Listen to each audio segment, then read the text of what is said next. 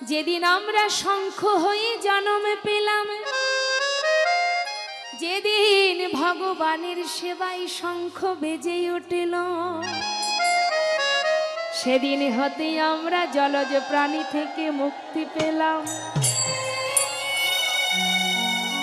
সেখান থেকে আমাদের পাঠিয়ে দিল স্থাবরা বিংশতি, অর্থাৎ বৃক্ষকুলে। কত কুলে জন্ম পেলাম, আম হলাম, জাম হলাম, কাঁঠাল হলাম। সেই বৃক্ষ হতে হতে অবশেষে আমরা তুলসী হয়ে জন্ম পেলাম। সেই তুলসী বৃক্ষ জন্ম নেবার পর যেদিনে তুলসী পত্র ভোগের থালায় দিয়ে গোবিন্দায় নম বলে নিবেদন করল,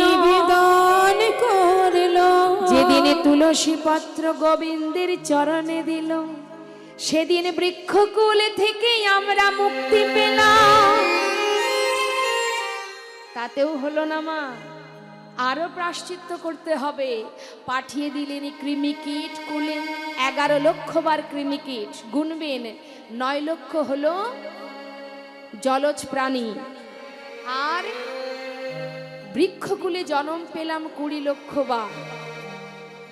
তাহলে 9 20 কত হয়? 11 লক্ষ বার হলাম কৃমিকীট, যার শেষ জন্ম বজ্রকীট, যেটা নারায়ণ শিলার মধ্যে থাকে। সেখান থেকে পাঠিয়ে দিল পক্ষীকুলে। পক্ষীকুলে ভ্রমণ করছি মা, কত রকমের পাখি হতে হতে শেষে জন্ম পেলাম ময়ূর হয়ে। যেদিন আমার ময়ূর পুচ্ছ ভগবানের মস্তকে উঠিল, নিতাই গৌর হরি বল।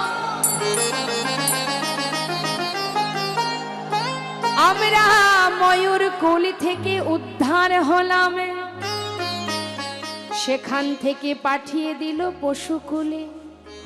30 লক্ষারি পশু বানশ্চ, বনের পশু হলাম, হাতি হলাম, ঘোড়া হলাম, বাঘ হয়ে জন্ম নিলাম, সিংহ হলাম, সাপ হলাম, আহা কুকুর হলাম, কত পশু হলাম।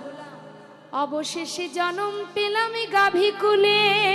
হরি বল হরি বল। যেদিন গাভীর দুগ্ধটাকে দহন করে ক্ষীর সরে নবনী তৈরি হলো, আর সেই ক্ষীর সর নবনী আমার গোবিন্দ সেবায় লাগে। পশুকুল থেকে মুক্তি পেলাম।